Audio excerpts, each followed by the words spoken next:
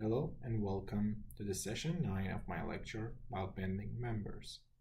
In this lecture, we're talking about the laterally unsupported members, especially cantilever beams.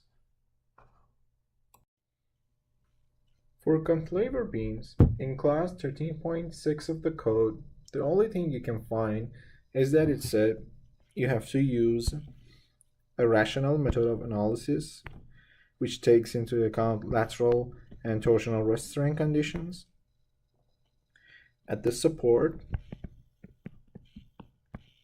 and at the tip, as well as loading condition and flexibility of the backspan.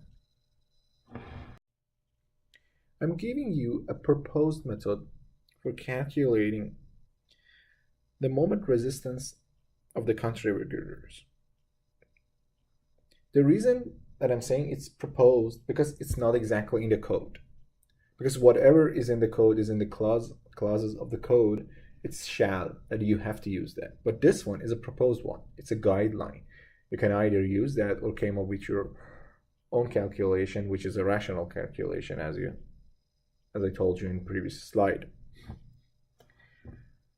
Okay, following design steps are proposed in evaluating moment resistance of cantilever. Okay, for cantilever A, we have to calculate the critical elastic buckling moment resistance MU using Nethercott expression, as you can see in this picture, in this formula. This is the Nethercott formulation, where K is the effective factor for the cantilever. As you can see in this picture, there are guides for finding the effective lengths for cantilevers. And then in order to compute moment resistance for girder class 1 and 2, we're going to use clause 13.6 of the code, and it's no longer 16.1, it's 16. In this slide, I'm going to talk to you about designing Gerber girders. What are Gerber girders? Look at this example.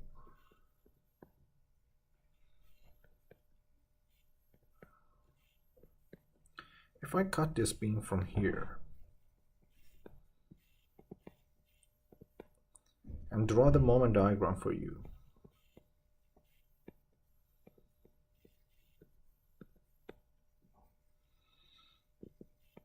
so this is the moment diagram.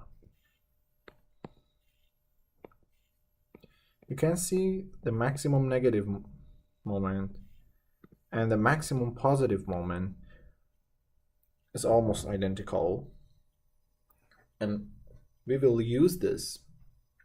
It will benefit us because we're going to design the beam for only one maximum factor moment. So as you can see in the ceiling of any sobies, if you have been, it is designed like this. So there is a member coming here because there is less moment than here, so you will have a member with a smaller size and another Gerber girder here, and go on.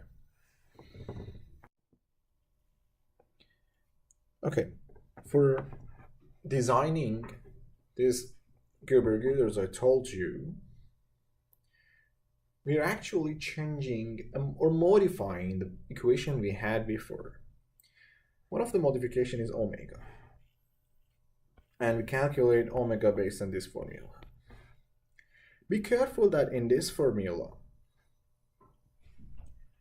M2 to M4 only include value where the compression flange is laterally unrestrained. So it means that if at any of these points we had our compression flange supported, that M would be 0.